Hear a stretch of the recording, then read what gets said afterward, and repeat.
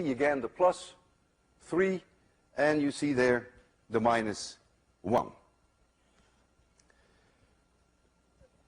If I release right here, or I place here, a positive test charge, all I know is that the force will be tangential to the field lines.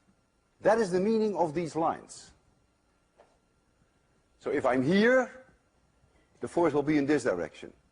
If I put a positive test charge here, the force will be in this direction. And of course, if it's a negative charge, the force flips over.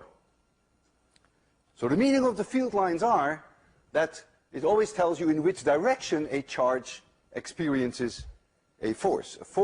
A positive charge always in the direction of the arrows, tangentially to the field lines, and a negative charge in the opposite direction.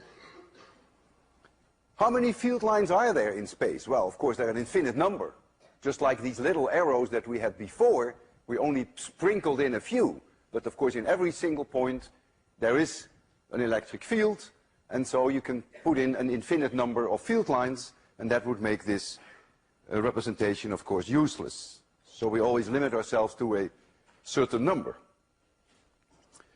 If you look very close to the minus 1, notice that all the field lines come in on the minus 1. We understand that, of course, because a positive charge would want to go to the minus 1. If you're very close to the plus, then they all go away from the plus, because they're being repelled. You can sort of think as these field lines, if you want to imagine the configuration, that the plus charges blow out air, like a hair dryer, and that the minus suck in air, like a vacuum cleaner.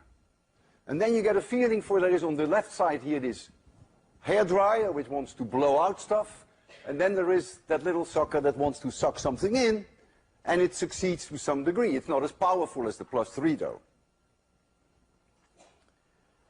Have we lost all information about field strength? We had earlier with these arrows, we had the length of the arrow, the magnitude of the field was represented.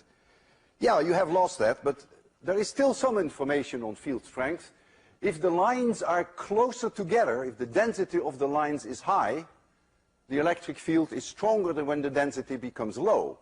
So if you look, for instance, here, look how many lines there are per few millimeters. And when you go further out, these lines spread out. That tells you the E field is going down. The strength of the E field is going down. It's the 1 over r square field, of course. If you want to make these drawings, what you could do to make them look good, you can make 3 times more field lines going out from the plus in this case than return to the minus 1.